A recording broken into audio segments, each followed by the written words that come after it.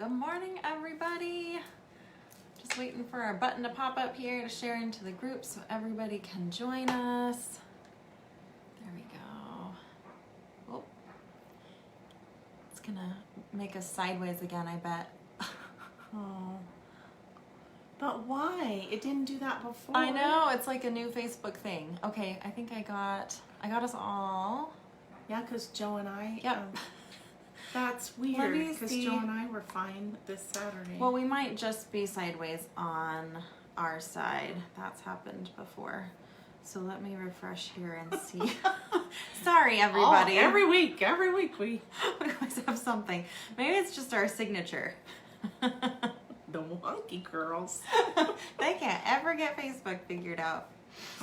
Well, that's because it changes a lot too. It does. Because I just used it Saturday and it was fine. Well, we might be fine. It's not wanting to refresh here.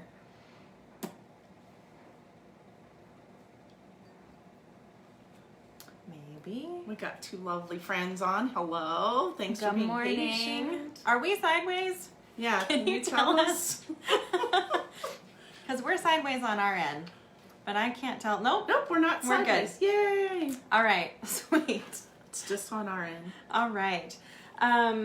Well, good morning, everyone. Welcome to Braveheart Conversations. I am Jillian Aurora, and this is my lovely co-host, Marie Wallace. Hi, guys. We are so happy to join you today. And I just want to thank everybody for joining us on live. We had a clarification this week on our group.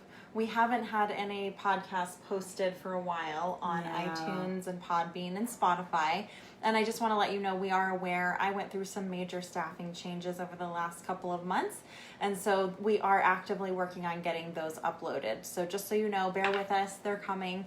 You can still find all of our previous episodes in our Facebook group, Braveheart Conversations. So please find us there. Today we are going to be talking about this whole month. We have talked about leaving abusive relationships, how to do that with children, how to have a co-parenting relationship with an abuser. And this week, we're going to be talking about just the general dilemmas that come up where you may know that you need to leave, or your relationship is really not healthy and it's not getting better. And we want to talk about the dilemmas that come up that are really common for a lot of women. One of the major ones that we didn't talk about on the week that we talked about leaving with children is finances. And that is one of the main reasons that most women don't leave when they really know that they want to or they should. Mm-hmm. They know that it's an unsafe situation. So I want to talk about money. I also want to talk let's just start there. Let's start there because that's money. A big one. Yep. So, finances, this is one where a lot of women will say, well, my relationship isn't really that bad, but, I'm not the main earner, or my husband runs all of the accounts. And one thing I want to point out is we are very often, we shy away from labeling or naming abuse as abuse. And I want you to understand that abuse is not just someone hitting you. It is not just physical violence. When your partner is keeping you from the finances, that is called financial abuse. When you don't have access to your own funds, when you don't have access to getting a job, that's another one that I hear is when women are in a relationship where there's opposition to her even getting a job or having independence. That is abusive. That is a control mechanism. That is a power play to get you to conform and submit. So, very often I'm hearing women say like, well, I'm not in an unsafe relationship, but I don't have financial independence. So please know the types of abuse that exist. There are lots of resources online. You can visit different domestic violence shelters or hotlines, and you can really get a breakdown. And I bet it'll blow your mind that there is a much more expansive list than just, he beats on me. In fact, some other forms of abuse are far more damaging. Verbal abuse and mind games and all of those. Yep. They're long lasting. Mm-hmm. Or, you know, keeping the children in the middle and using them as pawns. Like there's just a lot of different ways that abuse can take place. So the financial piece is not one to be diminished. And I do want to talk about how if you are in a situation where you don't have access to your own money, or you're being kept from having a job, or sometimes there's a lot of programming around, you know, women should be at home with their kids and shouldn't have a job, and that can be really used and weaponized as you know, keeping control, right? Keeping you in a position that you're at someone else's mercy for your sustenance, for your basic needs, and then really you're forced to tolerate whatever that person is dishing out. So there are a lot of resources available, thankfully, today. Yeah. In that situation, that is an absolutely valid situation to reach out to shelters and hotlines for. And as we keep going in this podcast, if you have questions around financial abuse and perhaps some things that you're experiencing, please put those questions in the chat box so that we can address them. And I know Marie and I have experienced our own versions of different types of relationship abuse, which we'll talk about, but we also have blind spots because there's so many ways to experience suppressive and controlling relationships. So please, if we've missed something, put something in the chat box that we can address. Marie, what is your experience around financial abuse? Fortunately for me, I did have a job, and I have been financially independent most of my life. But it's one thing when you have two people that are providing the income, and it's a different thing when you're on your own. So yes, did I have a little bit of financial security? Yes. But was it enough to, you know, especially when you're talking about raising children and daycares and all of that, everything is way expensive. And so yes, it's scary. It's it does put a hold on you, because like you think, but if I do this, then I'm not going to have access to XYZ for my children, especially coming from a parent point of view. Not saying that it doesn't happen for everyone, but a parent point of view, you're worried about what the basic needs for your children. Are you going to be able to keep food in their mouths? Are you going to be able to have the shelter that they need and all the basic things? Because even though I had a job, it didn't cover all of that, right? There's no way I could make a payment on a house and barely made a payment for an apartment. So that's a little bit, but. And this is where I think it's really important to talk about faith.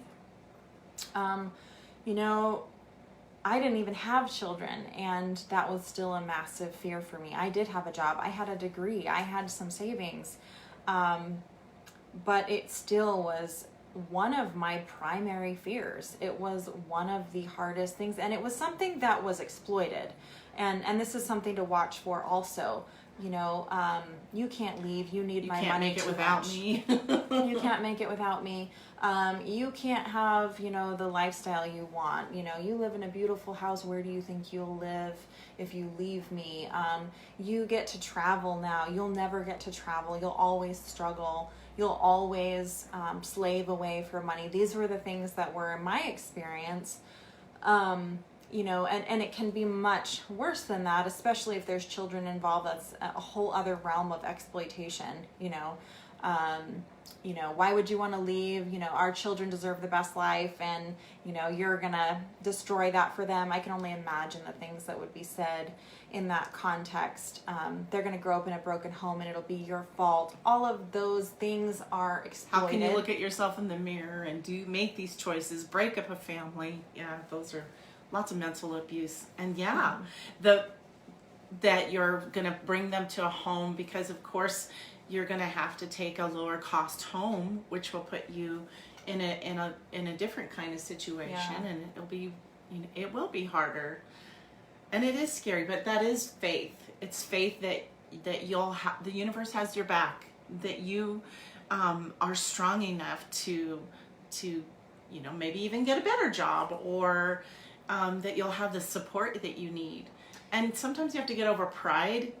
For me, I did have to go on food assistance, and it was really hard as a young single mom. And back then, it was a long time ago, we didn't have a card, so it didn't look like a credit card.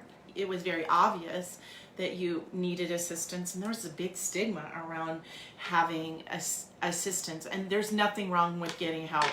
Let me tell you, I've worked my jobs, I've done my giving back, and I had to change my mental framework about that. It's really okay to have the help, however it comes, and it's just our pride that might be holding us back. Because once I was able to feed them, I felt a lot better, about things. But being able to give them the extra things, like, actually my kids still think it's awesome because cheese is their favorite thing, right? And that was one of the things that I got, help with. But I'm just saying, there's always some kind of resource out there, just not to let our pride overtake that, or any of the mental abuse of things around getting that help. I think what was really incredible to me was, coming from abuse, I think we tend to get stuck in fear because we're calculating every step and trying to control, well, if I do this, then he'll respond that way, and like this will be the safest avenue. And so we kind of get stuck in that, and so we get paralyzed in the financial piece too, waiting for it all to come together before we make a move. And I'm not saying that there shouldn't be some planning in place, because I think that is important, but it's also important not to over-plan to where you never leave. The conditions will never be right or perfect. No, and when I did make the move, one thing that was really hard for me was the secrets had to go. Mm-hmm. Once I left, then it was kind of out in the open that, it wasn't a perfect relationship. Oh, there were other problems going on. I wonder what happened there. And that was hard. That was really difficult. That was a piece of humble pie that a lot of us, we're giving up our image, or that reputation that we had at one point, because many of us have defined our worth by our relationship. So, there's a lot of identity struggle happening. But once you do come out, and you are honest about what's happening, you have the support. That's what you never get in secrecy, is if no one knows there's a problem, they can't help you. So once you do come out in the open and say, yeah, I need help, and something is really wrong, then you open this door for so many people and the universe to support you through that decision. And I really did. Like that was so profound to me. It was a very emotional time just to see and receive all of that support. Yes, there was pain in leaving and all of that, but there was also this just profound love that was poured on me that was like, oh my God, it was so incredible. And I know that happens for many, many women. And so there's such a gift in the transparency and the honesty, and letting go of those secrets, as painful as it may be. And miracles, it leaves room for uncountable miracles and uncountable blessings that you never could have had beforehand. Absolutely. And I think Abby said that you'll never be enough. That's really the big one. Mm-hmm. Yep. And I think a lot of abusive comments and behavior is all kind of pointing towards that mm-hmm. you are inadequate and that you're not good enough. And we believe them. That's part of the hold. Nobody else will ever love you. Mm-hmm. Yeah.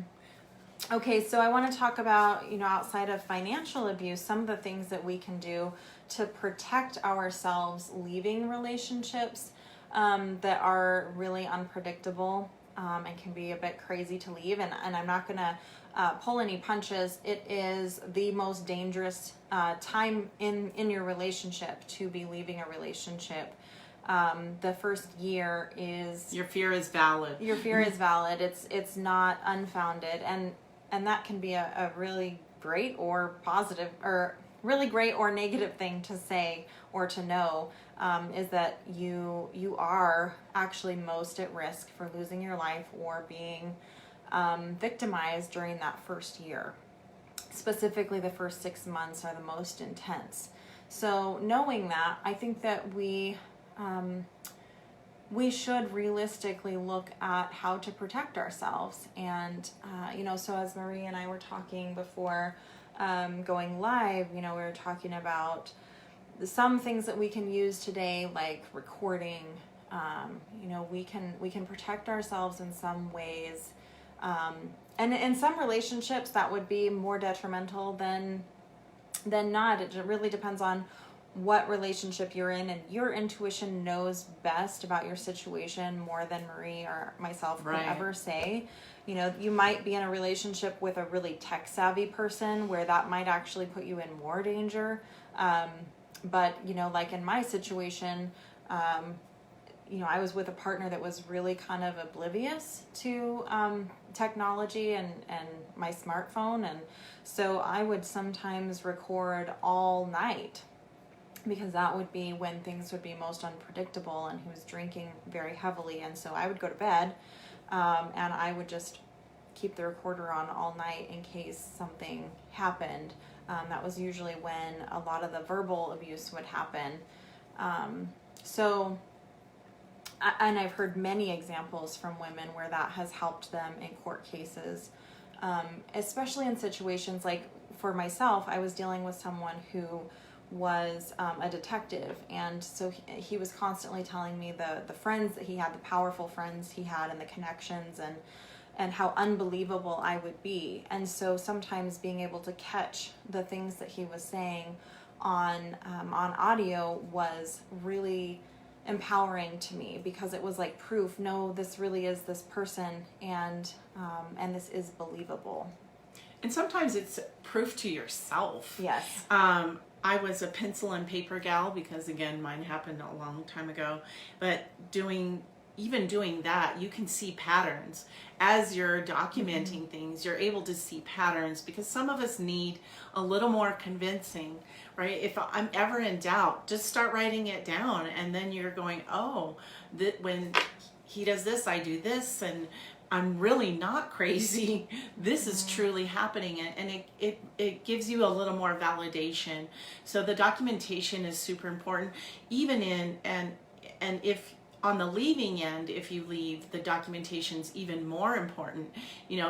When you're dealing with children, making sure you're, writing down the times that they didn't show up, the times that they didn't fulfill a promise, not like you're looking for a thing, but it's just sort of a recalling of history, so that if you ever do get called to court, you can say, these are the things I did for the children, and this is, the reasons why, and the missteps along the way are just more documentation. For those of you who are really in a very severe toxic relationship that there's a lot of tug and pull on kids, I think documentation is super important. Just recording, all the missteps along the way, and there are lots of people involved. They know attorneys, they know policemen, they know lawyers, and those threats are always pulled, and it's very, that authority presence, like we were talking about beforehand, is very scary. Yeah, it's very intimidating. Very intimidating. It's very intimidating. I wholeheartedly got a phone call coming in.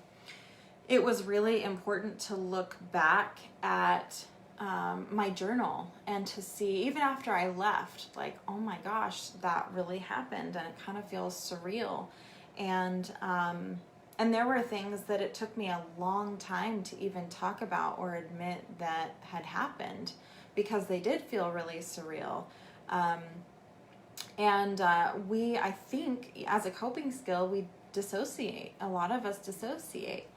And so we just kind of put it aside, and we keep living our life. And I know for me, I felt I had a double life going on. You know, I could show up to work and I could put away whatever just happened the night before, and I could put a smile on my face, and life was fine. I was celebrated at work. No one even had knows good that time. anything bad's going on. Nope. And I think that's true for a lot of us. So it is important to go back and remind ourselves. You know, sometimes those audio recordings or those journal entries were really profound for me. I've never had to use them for court or any sort of legal proceeding, but they've been incredibly helpful for me personally to remember how strong I am, that I came through that, and also that it really happened. You know, that's important too, because sometimes you do start doubting yourself, and am I being dramatic? And am I blowing this out of proportion? And then you go back and you're like, oh nope, no, maybe I'm still minimizing actually. Yeah. So I just think that it's so important for, you know, if you can in some way record and remember that is case by case. Don't jeopardize your safety.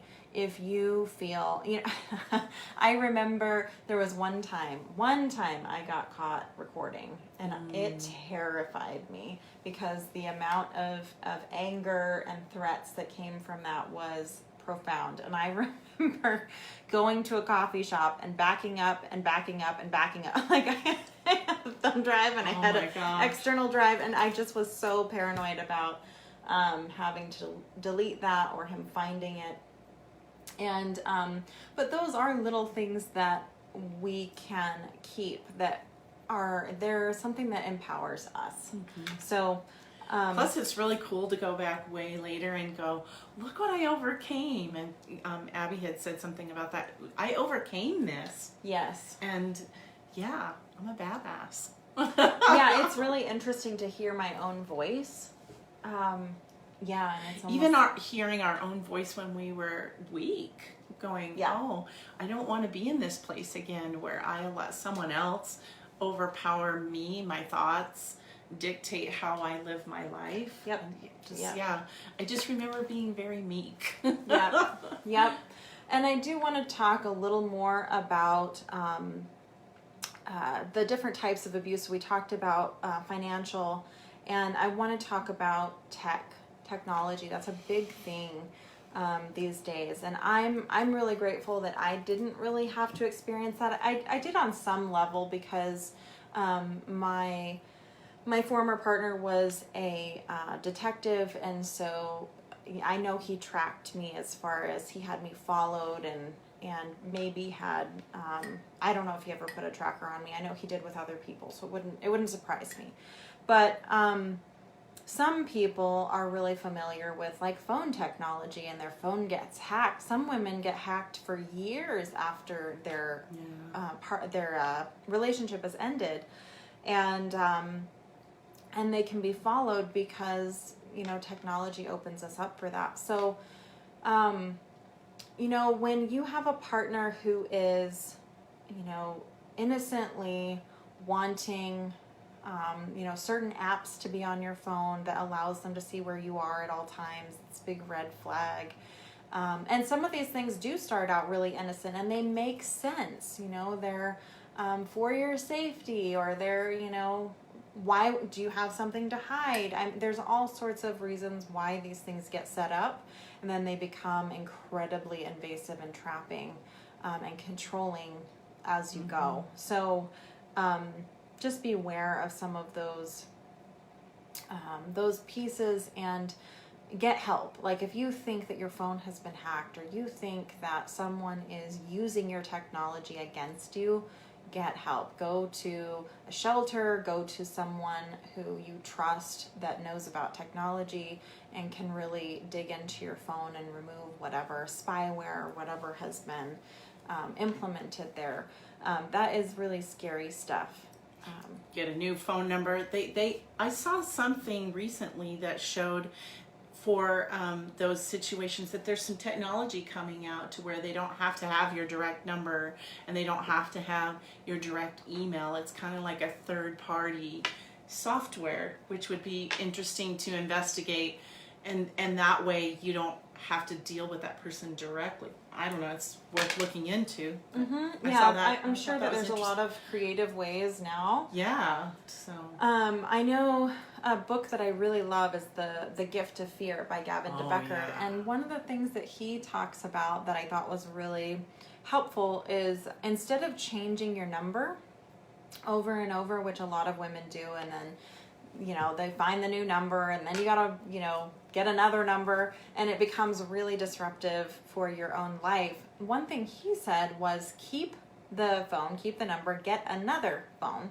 And I know that There you this go. can be, this could be costly, so it may not always be something that people can do. Although you could get a Google Voice number, which is free, or you could get a flip phone that your number goes to, and you just leave it, and you let them leave their messages, and you let them think that they're contacting you, but you have a whole other phone that you're able to live your life, and they don't know. Talk to those that matter. So that's another strategy to deal with some of the technology stalking. That can get really scary. It can. I'd love to see some questions if you guys have, because I know we're not even scratching Worry the about surface. the how. Difficult to not worry about the how. Yeah, there's a lot of faith in just, you're never gonna have it all perfect. You're never gonna have every hole sealed, and You'll there have does to get deal to with be things on the fly. Yeah, there gets to be some level of trust moving forward. Trust in your higher power, whoever that may be, trust in yourself, trust in your community. All of those pieces are important. There's some degree of trust in the system, although, maybe that would be something to talk about a little bit as well, because I know a lot of women do feel very betrayed by the system. We are kind of taught that when we reach out to the police, when we finally, make the step to call 911 or a shelter or something, then finally they're going to get us out of there. And it just isn't what Always true. normally happens. There's still a lot of legwork that gets to be done on your own. I know for me, actually multiple times I reached out to a shelter, a local shelter, and was not, I didn't really get help that I needed. And a lot of that was, I think, due to the fact that I was still working a lot of hours. And so a lot of the shelters cater to women who are not working and who are stay-at-home moms, or, have the availability to get there during business hours. And I didn't have the ability to talk on the phone or get to the shelter during business hours because I was working during business hours. So, some of those things are the tactical problems. And I found the resources I needed. It didn't happen to be a shelter. It didn't happen to be the hotline. But I know that those things can be really helpful for some people. Just know you're going to have to push on multiple doors. There's always possibilities. There's just maybe you haven't thought of them yet. And there are lots of people to reach out to. Find those people. Talk to a third party. It could be even your physician has some resources. If you have a therapist, if you don't, there's a lot of them listed. You can do that, and just I also wanted to talk before we leave where a lot of women worry about the loss of relationships. Do you want to talk about that? Yeah. Because that one's, there's a lot of brokenness that happens when you leave, and that might be keeping you there too. Especially if you've always wanted family, you've really, blended in, and the friends and everything's commingled, and then now you're looking to make a break.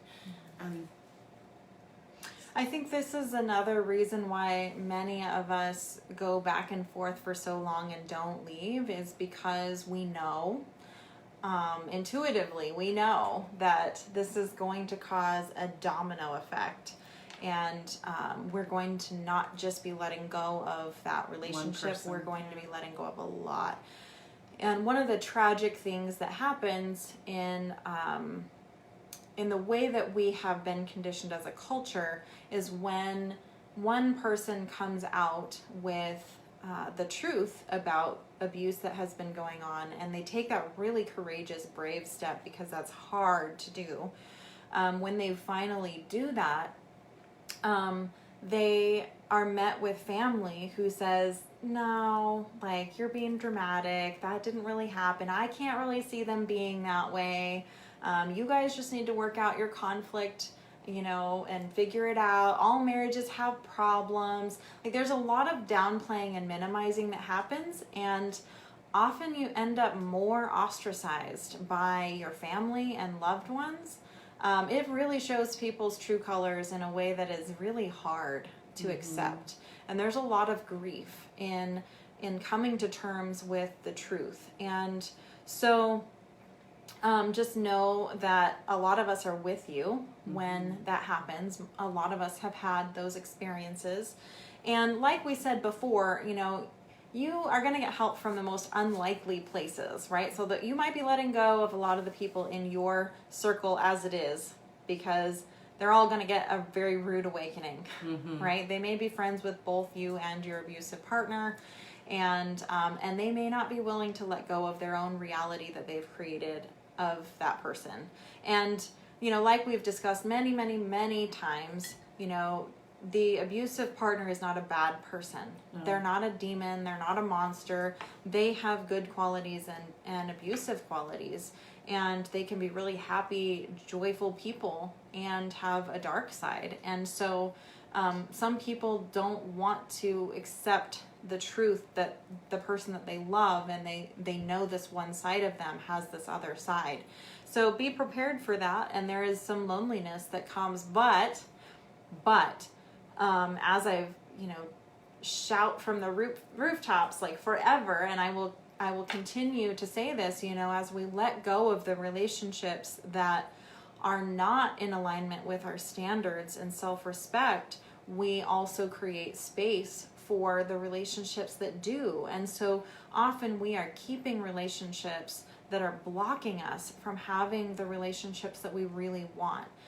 You deserve to have relationships that honor your basic needs, that give you the respect and dignity that every human being deserves, but you have to give yourself that gift. So if someone is not honoring you, you get to walk away. And so this is a purging process. It is not a fun experience, because you're not just going to be letting go of that one person. You're going to be letting go of a lot of people, perhaps your job, perhaps family members. It's really brutal. It's so worth it, though. It takes a little while to clean up. Yep. But it's so worth it. So worth it.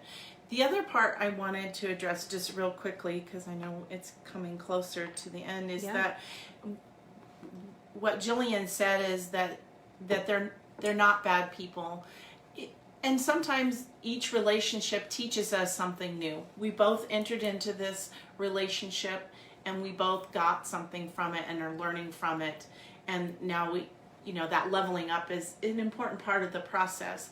Now, I'm not saying there's anything bad or wrong, but we're human, and we sometimes, this relationship that we are in could be not,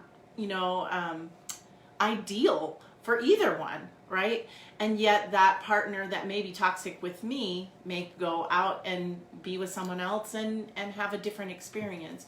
All I'm saying is to take out the right and wrong part of it and allow them to go their way and do their thing. And even as painful as it is, like you said, there will always be other people that fill in that space, that do honor you, that respect you, that mutual respect, that mutual honoring, and it's so delightful. And so you're holding out for the bigger prize, if you want to call it. A prize is kind of a weird word, but you're holding out for a relationship that's more beneficial and for everyone. And I think, I love the imagery of the seasons. So, we naturally go through winters. Winter is a normal part of our experience, and it is letting things die off that are meant to die. And then that brings spring, right? You cannot have spring without winter. You cannot have the glory of summer without fall and winter, letting things die, letting them go. So, if you can use that imagery to push you forward, fall and winter don't last forever. Sometimes I wish fall would, but. Yeah. Well, and you're planting the seeds, and sometimes the crop fertilizes the seeds, if you're going to continue that metaphor, right? Yeah.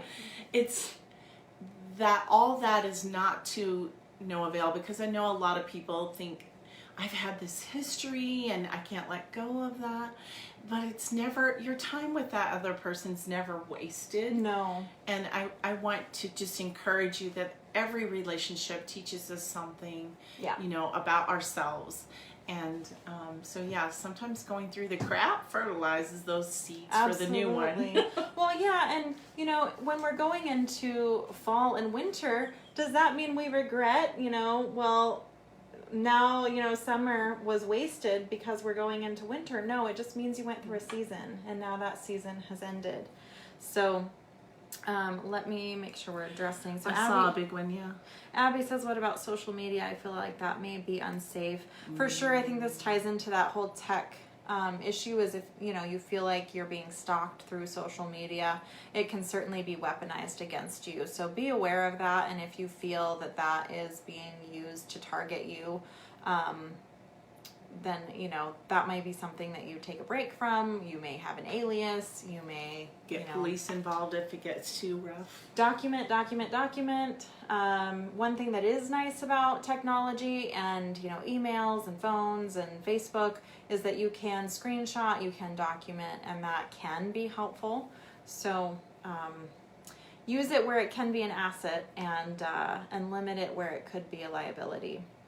Mm-hmm. Nicole says, this is how my ex-fiance was. I couldn't believe or tell people how he was with me, as he was seen as a nice, caring, kind person, which he has great qualities. However, others would see glimpses of his dark side.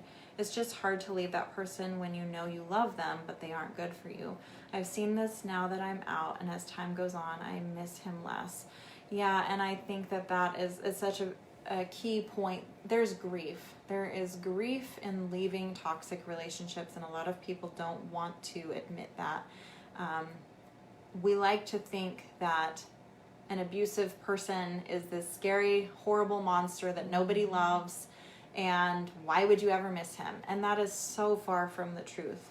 We are talking about complex human beings that often are the people we identify as the people who have loved us the most, who have been there for us the most, and they have also deeply harmed us. So it's a very complex issue, and we get to grieve them, and we get to be validated in our grief for them. So Nicole, there's nothing wrong with grieving that person, the good that he was, as well as knowing that he was toxic for you, and that relationship became something that hurt you more than it helped you.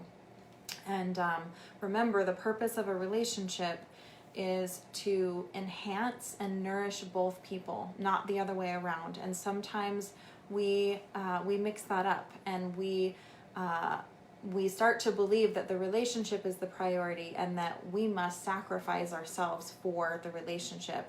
That is the exact opposite of what a relationship is there for. A relationship is there to nourish you and empower you to be the best individual that you are for both sides. And if that isn't happening, then your relationship gets to adjust.